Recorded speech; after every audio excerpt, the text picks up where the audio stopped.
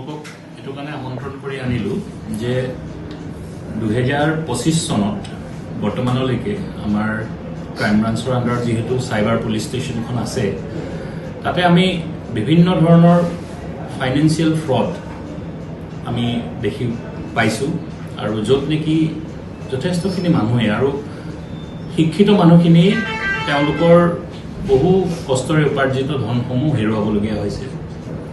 ইয়াতে শিক্ষক আছে, ইয়াতে ডক্টৰ আছে, ইঞ্জিনিয়াৰ আছে, আমাৰ মিডিয়াৰ মানুহ আছে, ইভেন কলেজত যিসকলে অধ্যাপনা কৰে কমাৰ্চ বেকগ্ৰাউণ্ডৰ তেনেকুৱা প্ৰফেচাৰৰো যথেষ্টখিনি পইচা ফ্ৰড কৰি পেলাই লৈ যাবলৈ সক্ষম হৈছে। এইটো বৰ এটা সাংঘাতিক ভয়াৱহ ৰূপত এইটো বাঢ়ি গৈছে আৰু আপোনালোকে জানি আচৰিত হ'ব যে 2025ত অকল আমাৰ সাইবাৰ পুলিচ ষ্টেচনত প্ৰায় 15 কোটি টকাৰ এনেকুৱা ধৰণৰ ফাইনেন্সিয়েল যিটো ফ্ৰড টকাৰ আমাৰ কমপ্লেইন আমাৰ ৰিচিভ কৰিছোঁ। আৰু ৰিচেণ্টলি আমি এটা কেছ পাইছিলোঁ চানমাৰীৰ এজন ব্যক্তিৰ, তেওঁ এটা ভুৱা যিটো RBI দ্বাৰা ৰিকগনাইজ নহয় তেনেকুৱা এটা প্লেটফৰ্মত গৈ পেলাই তেওঁ 1.5 লাখ টকা এটা ইনভেষ্ট কৰিছিলে আৰু আমি উইদিন 24 আৱাৰ্ছ তেওঁৰ যিটো 1.5 লাখ টকা সেইটো আমি ৰিকভাৰ কৰি তেওঁক আমি দিবলৈ সক্ষম হৈছোঁ। তাৰ কেইদিনমানৰ আগতে এটা কেছ হৈছিলে য'ত নেকি এগৰাকী ব্যক্তিয়ে প্ৰায় 1 লাখ টকা তেনেকুৱা ধৰণৰ ভুৱা প্লেটফৰ্মত যিটো RBI ৰিকগনাইজ নহয় তেনেকুৱা প্লেটফৰ্মত 1 লাখ টকা ইনভেষ্ট কৰিছিলে। আজি আমি বৰ্তমান সেই 1 লাখ টকাটো সম্পূৰ্ণৰূপে ৰিম্বাৰ্ছ কৰিবলৈ সক্ষম হৈছোঁ।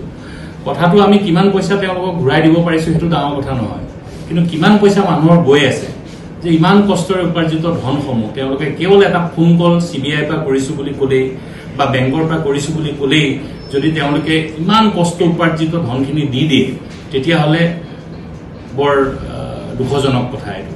কাৰণ আৰু এইখিনি অশিক্ষিত মানুহৰ ক্ষেত্ৰত হৈ থকা নাই, যিসকল হাইলি এডুকেটেড, যাৰ ডক্টৰেট ডিগ্ৰী আছে, ইঞ্জিনিয়াৰ কৰি আছে, তেওঁলোকৰ পৰা এই পইচাখিনি গৈ আছে। গতিকে এইটো বৰ দুখজনক কথা। সিদিনা এগৰাকী শিক্ষক আহিছিলে, তেওঁ ৰিটায়াৰমেণ্টৰলৈকে তেওঁ প্ৰায় 75 লাখ মান টকা তেওঁৰ জমা হৈছিলে। গোটেইখিনি পইচা তেওঁ এই ফিনেন্সিয়েল ফ্ৰডৰ চক্ৰৰ বলি হৈ তেওঁ গোটেইখিনি পইচা হেৰুৱাবলগীয়া হ'ল। আমি চেষ্টা কৰি আছোঁ তেওঁৰ পইচাখিনি উভতাই আনিবৰ কাৰণে, কিন্তু যেতিয়ালৈকে সেই নেটৱৰ্কটোত পইচাখিনি নাথাকে, যদি সেইটো বাহিৰলৈ কেছ হিচাপে যদি ওলাই গুচি গৈছে তেতিয়াহ'লে আমি পইচাখিনি ঘূৰাই দিবলৈ অক্ষম হওঁ। হয়তো আমি মানুহ ধৰি আনিব পাৰোঁ, কিন্তু তাৰ পৰা সেই ব্যক্তিজনে যি ব্যক্তিজনে পইচাখিনি হেৰুৱাবলগীয়া হ'ল তেওঁ কোনো ধৰণৰ লাভ নহয়। সেইটো কাৰণে আমি সকলো ৰাইজক অনুৰোধ জনাইছোঁ, এই যে ক'ৰবাৰ পৰা ভিডিঅ' কল কৰি মই CBI পৰা কৰা বুলি, মই পুলিচৰ পৰা কৰা বুলি, মুম্বাই পুলিচ, কিবা পুলিচ বা কাষ্টম বিভাগৰ পৰা ফোন কৰিছোঁ বুলি আপোনাক এৰেষ্ট কৰা হ'ব, আপোনাৰ ল'ৰা হস্পিটেলত এডমিট হৈ আছে, তেওঁক ড্ৰাগছৰ সৈতে ধৰা হৈছে, এনেকুৱা ধৰণৰ যিবিলাক জাল, সেই জালবিলাকৰ পৰা যাতে মানুহ সজাগ হয়। আৰু গুৱাহাটী মহানগৰীটো এইটো যথেষ্ট পৰিমাণে বৃদ্ধি পাইছে। আমি যথেষ্ট ব্যথিত হৈছোঁ যে শিক্ষিত সমাজক ইমান সহজতে যে তেওঁলোকৰ এই মানে প্ৰবঞ্চনাৰ বলি কৰিব পাৰিছে, এইটো দুখজনক লগতে লজ্জাজনক।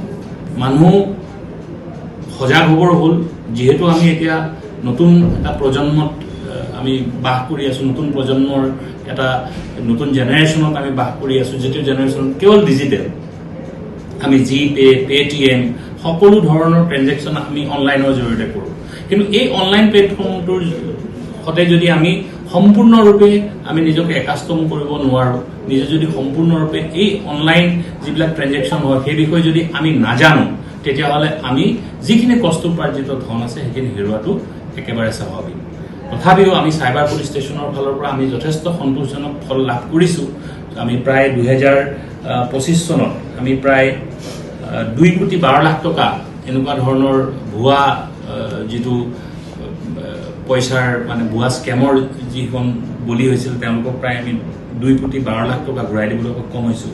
2024 পৰা এতিয়ালৈকে আমি প্ৰায় 5.5 কোটি টকা মানুহক এই যিসকলে কষ্ট উপাৰ্জিত ধন তেওঁলোকে হেৰুৱাইছে এনেকুৱা ধৰণৰ প্লেটফৰ্মত তেওঁলোকক আমি ঘূৰাই দিবলৈ সক্ষম হৈছোঁ। কিন্তু এতিয়া অকল 2025তে 14 কোটি টকাৰ এনেকুৱা ধৰণৰ ফ্ৰড হৈছে। আমি গোটেইখিনি পইচা ঘূৰাই দিব পৰা নাই, কাৰণ পইচাখিনি বাহিৰলৈ ওলাই গৈছে।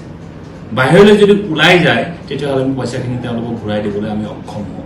তাৰোপৰি আৰু এটা নতুন ট্ৰেন্ড আহিছে যে নজনা নুশুনা অশিক্ষিত মানুহৰ ওচৰলৈ গৈ কিছুমান চক্ৰই কি কয় যে মই আপোনাৰ নামত এটা একাউণ্ট খুলিম, আপোনাৰ ডিটেইলছখিনি দিয়ক, তাৰ বিনিময়ত মই আপোনাক কিবা এটা পইচা দিম। তাৰ বিনিময়ত কোনোবাই 5,000 টকা, কোনোবাই 10,000 টকা পায়। ইয়াত ঠেলাৱালাই হওক, ৰিক্সাৱালাই হওক, অশিক্ষিত কোনোবা পাণ দোকানীয়ে হওক, তেওঁলোকক পইচাৰ বিনিময়ত তেওঁলোকে সেই একাউণ্টটো নিজৰ হাতলৈ লৈ লয়। তেওঁলোকৰ যিখিনি পাছবুক, ফোন নাম্বাৰ, যিখিনি OTP, গোটেইখিনি সেই গেঙৰ কবললৈ গুচি যায়। যাৰ ফলত সেই একাউণ্ট হোল্ডাৰটোক যদি আমি ধৰিব পাৰোঁ, তেতিয়াহ'লে কোনে বস্তুটো একাউণ্টটো খুলিলে, কালৈ আচলতে পইচাটো গৈ আছে, সেই তেনেকুৱা ধৰণৰ বস্তুবিলাক উলিয়াবলৈ আমি অকণমান অপৰাগ হওঁ। গতিকে ৰাইজক আমি এইটোৱে জনাইছোঁ যে কোনো ধৰণৰ মানুহক যাতে নিজৰ একাউণ্ট খুলি পেলাই ডিটেইলছখিনি দি নিদিয়ে, কোনো ধৰণৰ OTP যাতে শ্বেয়াৰ নকৰে।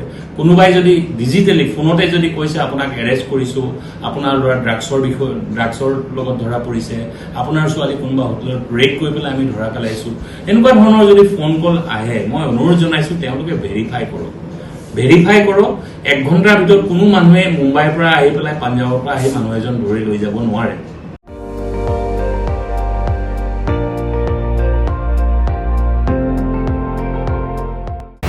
আপুনি চাই আছে ND24, সৰ্বশ্ৰেষ্ঠ নহয়, সৰ্বোত্তমৰ দৌৰ।